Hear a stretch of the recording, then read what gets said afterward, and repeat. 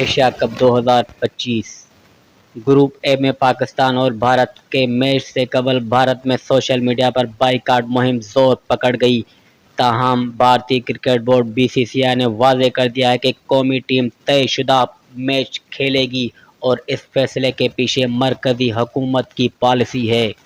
भारतीय अखबार हिंदुस्तान टाइम को इंटरव्यू देते हुए बीसीसीआई के सेक्रेटरी देवजीत सायका ने कहा कि पाकिस्तान के खिलाफ मैच से इनकार का मतलब सिर्फ एक मैच ना खेलना नहीं होगा, बल्कि इससे भारत के आलमी खेलों में मुस्तकबिल पर मनफी असर पड़ेगा। उनके मुताबिक अगर भारत मैच से दस्तबरदार होता है तो ओलंपिक्स और कॉमनवेल्थ गेम्स की मेजबानी के इम्कानात शदीद मुतासर होते। सायका ने कहा कि ये कोई ज़ाती या बोर्ड की ख्वाहिश पर मबनी फैसला नहीं, बल्कि हुकूमती पॉलिसी। चूँकि ये एक कसीरुल मुल्की इवेंट है, इसलिए भारत को इसमें हिस्सा लेना ही होगा।